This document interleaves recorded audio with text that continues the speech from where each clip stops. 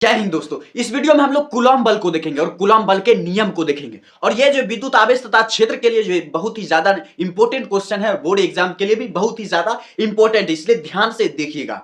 तो सबसे पहले हम समझते हैं कूलॉम बल है क्या। तो जैसे आप ये सतह देख रहे हैं, ये एक चुंबकीय सतह इस चेस का, और इस पर ये जो है ये आप देख रहे हैं, इस चेस की ये गोटी है राजा है, और इसके जो सतह पर ये पूरा प्लास्टिक का है, लेकिन इसका जो ये निचला सतह इस पर जो चुंबक लगा हुआ, और जानते हैं चुंबक में आवेश होता है। चुंबक में क्या होता है? आवेश। अब देखिए ये इसको चिपकाएंगे तो ये चिपक गया, ये जो यहाँ पर चिपक गया। तो क्यों चिपक गया? क्योंकि दोनों पर जो है, दोनों पर एक दूसरे के विपरीत आवेश है, इसीलिए दोनों ने एक दूसरे को खींच लिया, दोनों ने एक दूसरे को खींच लिया, क्योंकि विपरीत आवेश एक दूसरे को आकर्षित करते, खींचती है अपनी।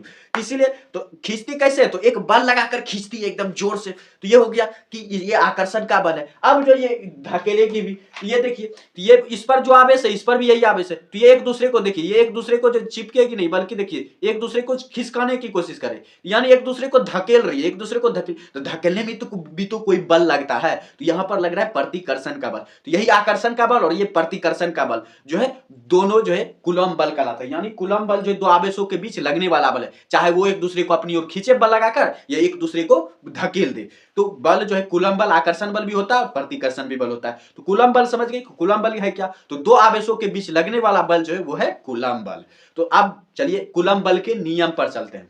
कूलॉम बल के जो नियम पर चलते हैं, यहां पर आप देख लेते हैं, ये एक आवेश है और ये भी एक आवेश है, और दो आवेश है, तो दोनों के बीच कुछ ना कुछ दूरियां हैं। मान लीजिए एक ये यहां मेरे दूसरे हाथ पर, ये दूसरे हाथ पर, देखिए दोनों के बीच कुछ ना कुछ दूरियां हैं, कुछ ना कुछ दूरियां। और इस गेंद की जो ये जो आवेश है, ये जो आवेश और ये जो आवेश, इसका कुछ ना कुछ परिमाण होगा कि इस पर 5 कूलम आवेश हो सकता है, इस पर 10 कूलम आवेश हो सकता है, या इस पर 10 कूलम आवेश हो सकता है, इस पर 20 कूलम आवेश हो सकता है। तो इसका कुछ ना कुछ जो परिमाण होगा कि कितना आवेश है, कितना आवेश है। उसके बाद दोनों आवेशों के बीच कितनी दूरी है। तो कूलॉम नियम में क्या क्या देखना है कि कितना आवेश है, यानी आवेश का परिमाण देखना है। और उसके बाद क्या देखना है? दोनों आवेशों के बीच की दूरी देखनी, कि दोनों आवेश कितनी दूरी पर है।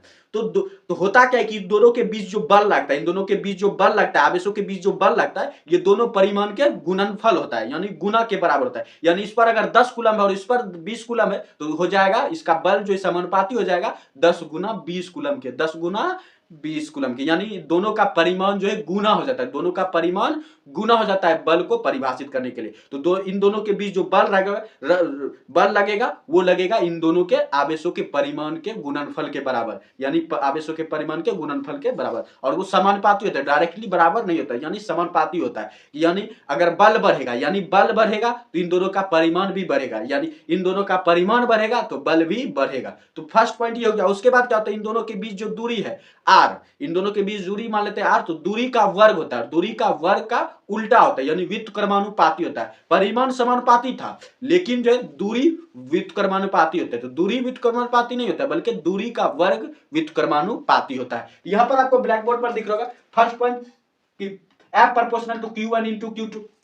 हमने मान लिया कि Q1 है ये और ये Q2 इसका परिमाण है, तो F प्रोपोर्शनल हो गया Q1 इंटू Q2। फिर दूसरा पॉइंट क्या हो जाएगा कूलम नियम का? F proportional to 1/r²। उसके बाद दोनों का जो एक साइड जो बराबर है, इसीलिए जो F का F रह जाएगा और ये दोनों मल्टीपल में चलाएगा। तो जब हम प्रोपोर्शनल साइन हटाएंगे तो एक कांस्टेंट लेंगे, तो कांस्टेंट हमने लिया K। इसलिए जो कूलम नियम से जो हमें फार्मूला प्राप्त होता है वो होता है F equal to K into Q1 into Q2/r²। यही है कूलम नियम का फार्मूला।